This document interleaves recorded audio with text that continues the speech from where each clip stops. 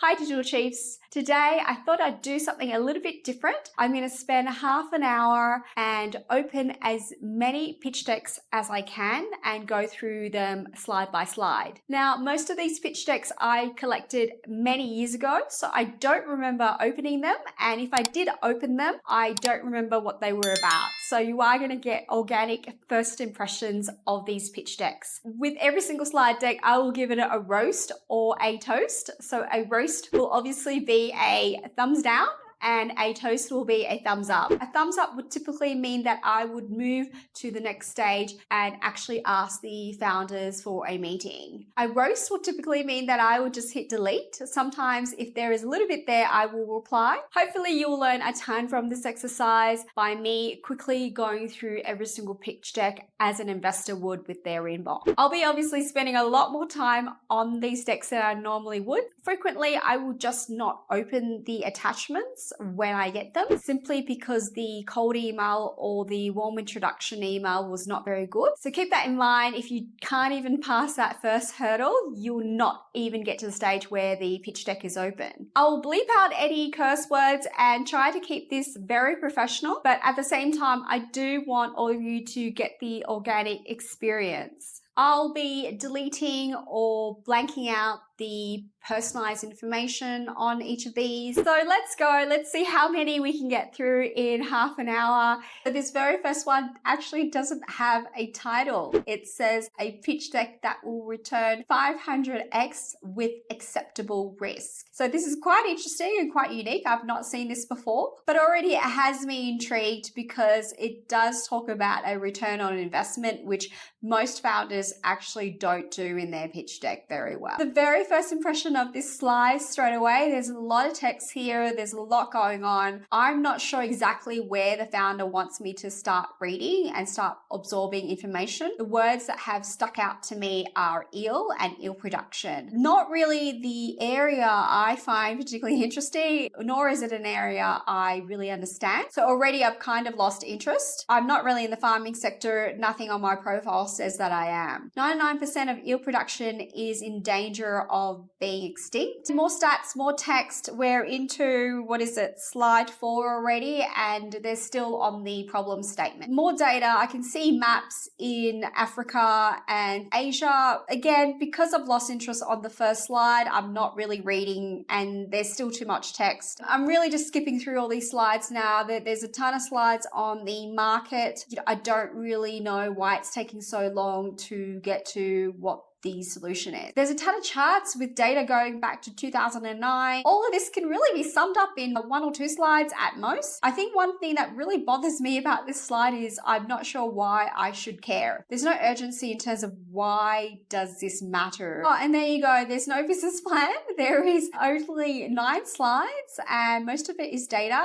There's no business model. I don't really understand what the business is from the entrepreneur and I am not reading the text. And funnily enough, the email address on this is a Gmail account, so it's obviously a super early stage company. And then the very large slide has a bunch of images of more reports and more data. Again, don't know what the solution is. I don't know how they're going to make money. So it had a promising start, but obviously this is not a business pitch deck. It says in the title, a VC pitch deck. This is not a VC pitch deck. This is literally a study paper. So this one was obviously a complete toast. I would give it a -10 for wasting my time. This next one has 18 slides, probably a little bit on the heavier side, particularly with an initial pitch deck to an investor you don't know. My impression from the very first slide is there are stock images in this, and I don't know how it relates to the business itself. There's already way too much text. I'm seeing governments, institution, content. That's all I've got from the first slide. I get a feeling this is just going to be the format of this one. Stock images that don't make a ton of sense and a lot of block text. Company purpose, mission statements, more stock images. I've zoned out. I'm into slide 4. I still don't know what the product is and I still don't know what the market is. Something about content producers and content related media. There's a ton of logos and brands with text associated with it. Lots of big brands in there, but it doesn't say clearly if they're customers or target customers. This slide looks like a bunch of testimonials from their customers, except again, on the right side, there is a stock image. image. I'm on slide 6 and I haven't seen any dollars. I can't still seem to understand what the product is. So this slide has way too many target customers.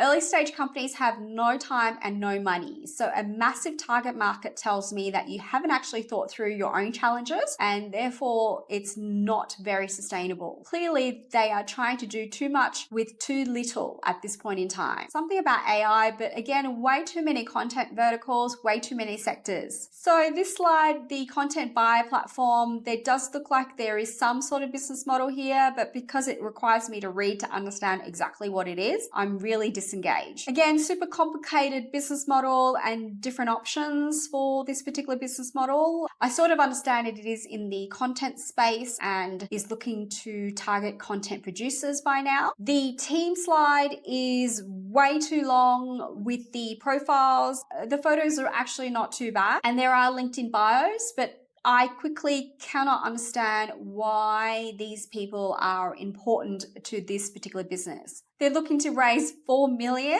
There's no way in hell this slide is going to be raising 4 million. And they've got a 3-year projection. Again, way too long. You're super early seed stage company. I don't see any revenues. Trying to raise 4 million with no revenue. And this terrible slide deck is just not going to be happening. I've just noticed that they're looking to raise 200K to build the MVP. 200K to build the MVP is okay. It's up on the higher end. I typically would say about 50 to 100K, but it depends on if you're building it yourself with sweat equity or if you're asking a studio to help you build it. There are plenty of no code MVP builds now that you can do yourself. So 200K does sound on the higher end. So this is very clear to me. It's super early seed stage. They're looking for pilot customers and they're looking to have pilot buyers as well. These revenue projections look completely off to me, but then again, I don't understand the business model and what the value they're hoping to provide is. This looks like a way too detailed a plan for a seed stage company. It's got way too many hires as well in here. It's very, very complex and obviously has been drawn up by someone who's spent a lot more time in corporate and they're looking at resourcing as opposed to hustling really hard and trying to get as much as they can done with very, very little money. Profit and loss statement, this should just not be in here. One, I cannot read this text at all. And secondly, why, like you haven't even built an MVP yet. Why am I getting a profit and loss statement? Again, they're looking for an investment partner for $1 million. It was $4 million for that previous slide on the full 3 years. And then it was 200K to build each MVP. And now it's 1 million. Well, I'm a little bit confused. How much do you want to raise? And they're asking for 20%. No surprises here. I'm really just going through the numbers very quickly. I'm not really reading the rest of it. They're looking for $1 million for 20% of the company. That values the company at $5 million. There is no way this is worth $5 million. Again, I don't know why I got this slide deck. I do have obviously a media background, but this is such a terrible slide for pitching for investment. There is no way I would have gotten through the first 3 slides even. This is also definitely a roast. It is also on par with the first one, a -10 for wasting my time. Hopefully this third one is going to be a little bit better. This looks like a restaurant app. So straight away from the first slide, the name of it tells me it is focused on the restaurant industry. So that's a good start. And also very quickly, I can tell it's data analytics for the restaurant industry. However, too much detail on the founder information. I don't need all that upfront. I certainly don't need addresses these days, but contact information, one contact information is good.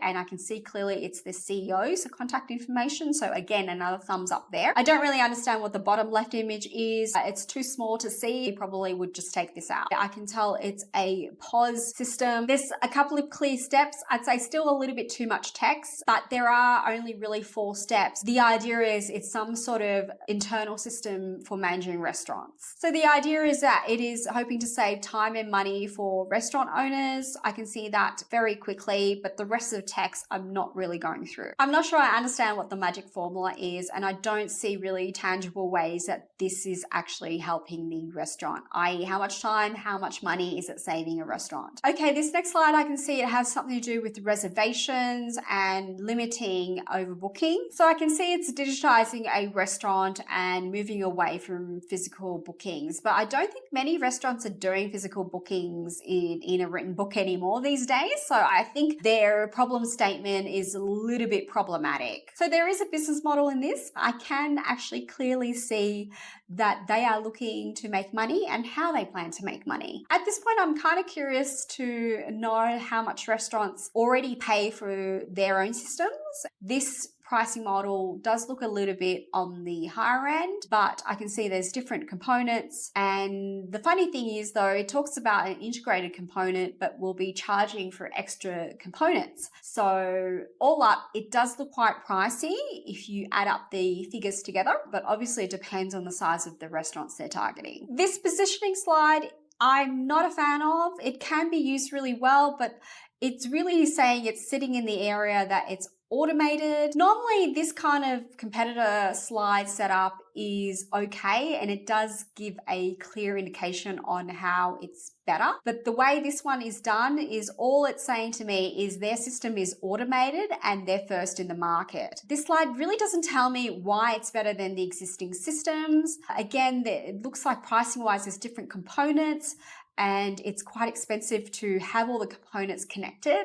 So I don't think this is a compelling enough competitor slide. I'm not sure I understand how it's automated compared to the other ones. Again, the only thing that's sort of registering for me is that it is a booking system. It handles other logistics and supplies within a restaurant. But other than that, I'm really not seeing why it is more automated than the other systems. It might be in there in the text, but the fact is it's just lost. There's too much stuff going on and I'm not enticed to read it. And as a result, I've missed that information. SWOT analysis, again, probably too much for this particular slide deck. You should probably just focus on one competitor slide and having that say everything. This is a investment pitch deck. It is not meant to be a full corporate strategy. Full SWOT analysis is probably not the right spot for a pitch deck. The pitch deck should really just show off exactly why your product is the best in the market and will beat the competition. That's it. That's the key message. This is the go-to-market slide, but it says the strategy of acquisition, so confusing language there. So I can see here their sales strategy is to use Salesforce and then social media. I'm not convinced that there's anything interesting and unique about that particular strategy.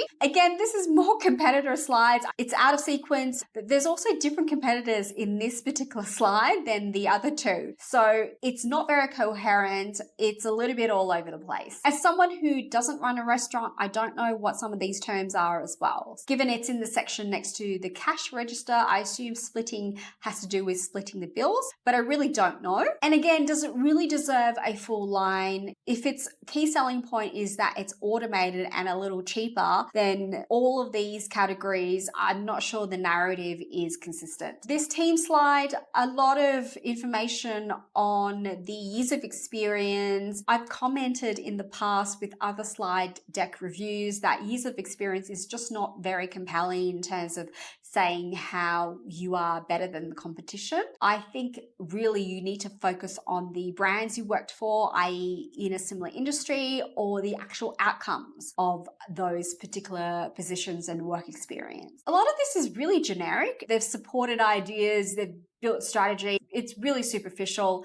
It's not particularly memorable as well. Two charts on a slide. Which one am I meant to look at first? They've made a 5-year projection. That is a little bit ridiculous given that they're super early seed stage. I don't think they've built the MVP yet. It looks like the first year they've put in a bunch of zeros, $230. Given the slide deck is from Switzerland, what currency is this? They're targeting to make $30,000 in the 5th year or 30,000 sales. I really don't know what these numbers relate to. Straight away from this one, I can see a typo in the heading. So spell check, spell check, spell check. I drum on about this, but as you can see, people still forget to do it. Okay, so they've got the target market slide, except there's so many different numbers. The good thing is that they have started with their home country first and gone wider, but it's way too many numbers at seed stage. They should just be telling me the story for Switzerland. They should not even tell me how much staff it is. Again, I just don't know what has been built. There's a risk assessment for the investor.